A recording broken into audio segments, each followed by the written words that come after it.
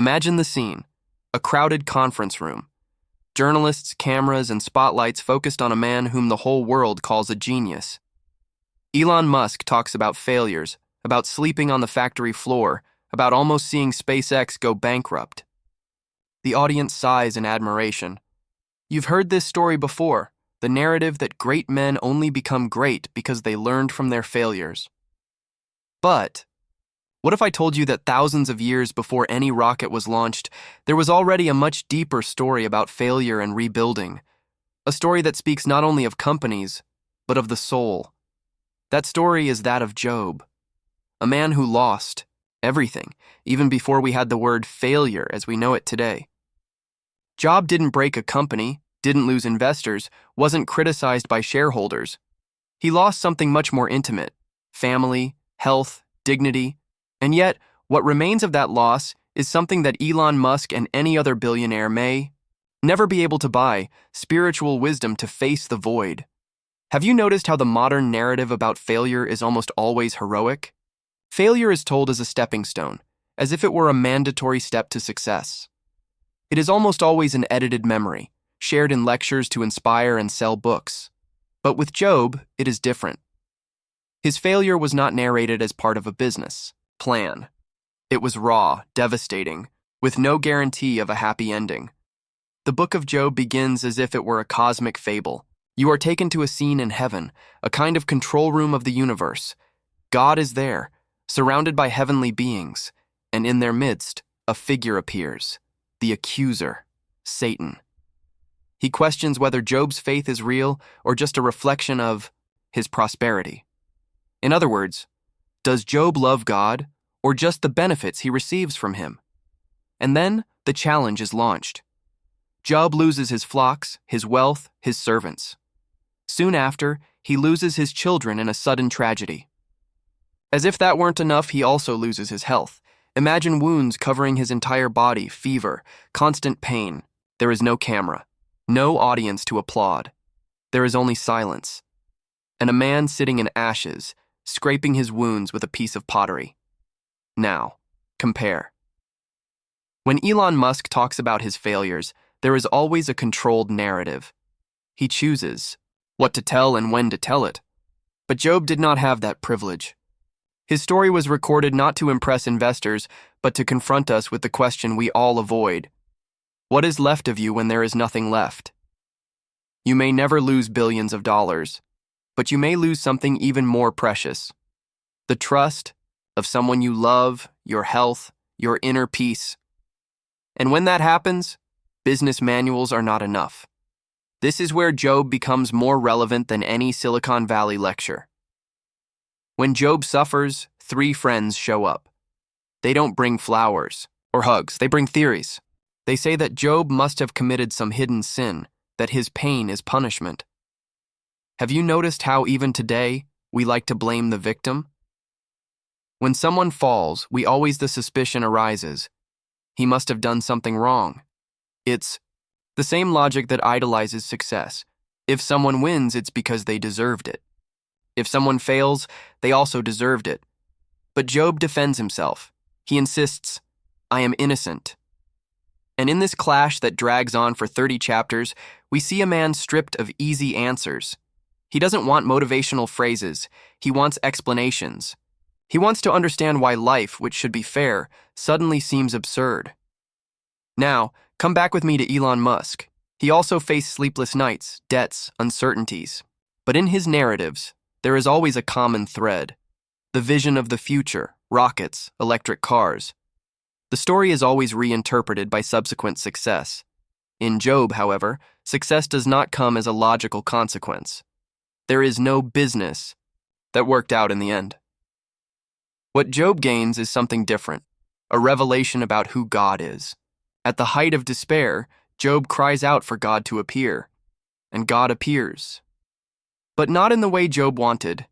There are no explanations about the cosmic behind the scenes. God does not reveal the conversation with Satan. What he does is take Job on a journey through creation, the heavens, the sea, the constellations, the wild animals. As if to say, "You see only a part, I see the whole." This answer does not eliminate the pain, but it changes the perspective. Because deep down, that's what failure is, realizing that you don't control everything.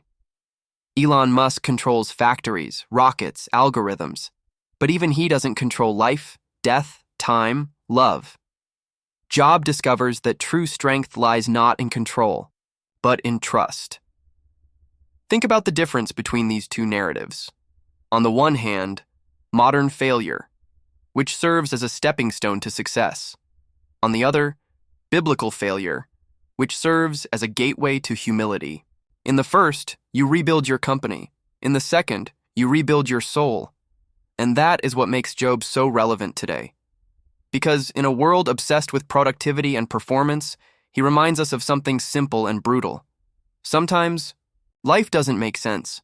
Sometimes the righteous suffer and the corrupt prosper. Sometimes there is no logic. And yet there is a God who rules, even in silence. Before Elon Musk failed, Job had already shown the way. Not the way to build a company, but to lift the spirit. Not the way to multiply shares, but to multiply faith. Because in the end, the deepest lesson of failure is not how you recover, but who you trust when there is nothing to recover. Imagine Job after all the chaos. His skin still marked by wounds, the memory of his children still fresh. There is no self-help book, no business mentor, no TED Talk. There is only a man facing the mystery of God. He has no answers. But he has something more powerful. The experience of having found the presence in the middle of nowhere. This is the crucial difference between ancient wisdom and the modern mindset of failure. Today, we are taught to use failure as a tool. Lost money? Turn it into a learning experience. Rejected? Use it as motivation. But what if there is nothing to learn? What if pain is just pain? Job shows us that the real answer is not in using failure, but in going through it. Think of the metaphor of fire. Failure, when it comes, is like a fire that consumes everything. Today's billionaires tell how they rebuilt their homes with stronger materials. But Job shows us another lesson. Sometimes you don't rebuild the house. Sometimes you learn to live in the ashes, and from those ashes, you discover a kind of life that doesn't depend on what can be burned. When God answers Job, he doesn't offer formulas, he shows creation. It's as if he were saying, look at the sea that never tires, at the heavens you cannot measure, at animals you will never tame. There is an order greater than you can understand. There is beauty even in chaos. And in that moment, Job discovers something that no investor can calculate, that his life is part of an infinitely greater mystery. Now imagine Elon Musk facing his failures. Almost certain bankruptcy, rockets exploding in the air, headlines calling him crazy. And imagine if, instead of looking at charts and spreadsheets, he had to look up at the starry sky and hear a voice saying, "You control nothing, but I control everything." The narrative would change completely, don't you think? Here's the key point. Billionaires talk about failure to inspire confidence in themselves. The Bible talks about failure to inspire confidence in God. The difference is subtle, but it changes everything. Because when you trust yourself, your hope ends at the limits of your own strength. But when you trust God, your hope expands to infinity. The outcome of Job's story is surprising. God restores everything twice over, but not as a reward for his patience. Not as a formula of suffer today to gain tomorrow. It is pure grace. Job did not deserve the loss, nor did he deserve the restitution. The message is clear. Not everything has to have human logic. Sometimes God's gift is simply to live again.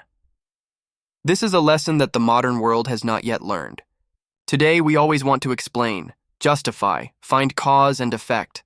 But life, as Job shows us, does not bow to our equations. You can do everything right and still suffer. You can fail and still be loved. This destroys the illusion that we control our destiny. And this is where Job becomes more relevant than Elon Musk. Because Musk can teach you how to deal with financial failure. But Job teaches you how to deal with existential failure, the kind that no amount of money can solve. When you lose your health, when death enters your home, when your faith is shaken, the kind of failure that doesn't fit into charts or lectures. Consider the irony. Billions of people today follow the narratives of failure of great entrepreneurs as if they were modern gospels. But few return to the story of Job, who had already revealed the essence of failure millennia ago. Before Elon Musk, before Steve Jobs, before any Silicon Valley guru, Job already showed that the true greatness is not in rebuilding empires, but in remaining standing when there is nothing left. You may ask yourself, but what about me? What do I do with my failures? The answer is not to compare yourself to billionaires, nor to expect double restitution. The answer is to learn from Job. Stop looking for quick fixes and embrace the faith that survives silence. Understand that there is a God who rules even when everything seems out of control. Visualize your own life as a timeline. On one side, the moments of victory, the days when everything went right. On the other, the days of loss, when it seemed like the ground had disappeared. Now imagine that this line is being observed from above, by someone who sees the beginning, the middle, and the end all at once. That someone is God. And he doesn't just observe, he sustains. What Job learned is that wisdom is not in having all the answers, but in recognizing the limits of our vision. What Elon Musk learned is that failures can become fuel for innovation. Both have value, but only one of these paths crosses eternity. Only one of them transforms the soul. So, before you get too inspired by the stories of failure of the great men of this world, remember Job. He didn't start companies, build rockets, or invent electric cars.